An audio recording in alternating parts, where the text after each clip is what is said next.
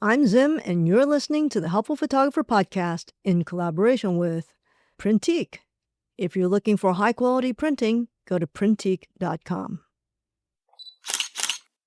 Today's episode is for Vicky in Tulsa, Oklahoma. She's been doing a lot of printing lately because she just finished editing her images from our trip to New Zealand, and she had some great questions about which media to choose for her prints.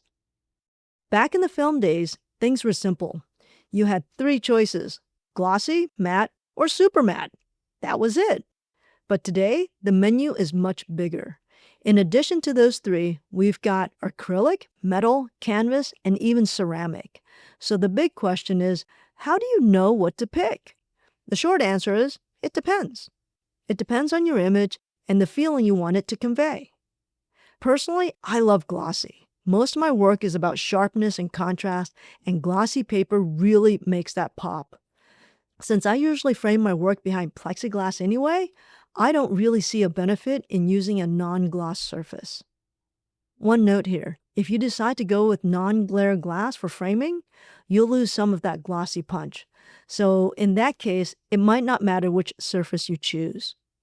If you want that sharp, modern look, you might consider metal prints or prints behind acrylic. I think they really look fantastic, but keep in mind, they lean heavily towards a contemporary style.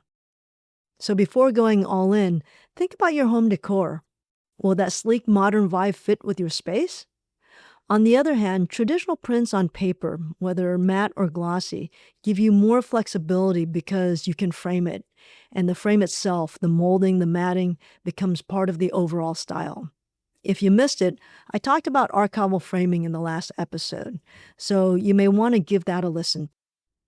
Now, a heads up, if you're leaning towards a matte surface, blacks can block up and the overall image can look softer because of the matte surface. That can be exactly the look you want, but it does mean you'll need to be more careful in post-processing. Canvas is another popular option, but like matte, canvas tends to soften the image and the shadows can get heavy, even on glossy canvas. The upside is that it fits beautifully in a lot of different home styles, and you can frame it like an oil painting, which gives it a classic, timeless feel. On the other hand, metallic prints tend to have the opposite problem.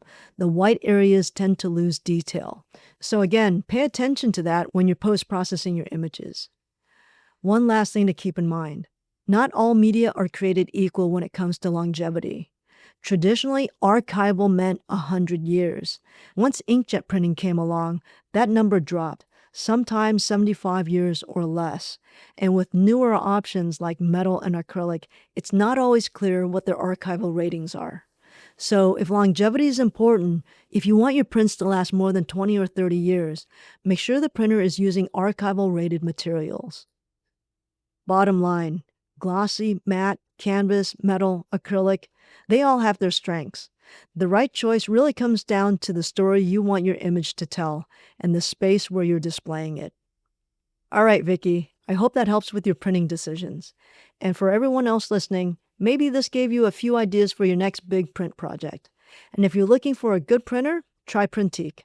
The link is in the show notes.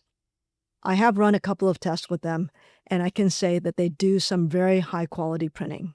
The link is in the show notes. Thanks for tuning in. I hope that was helpful. Until next time, keep on shooting.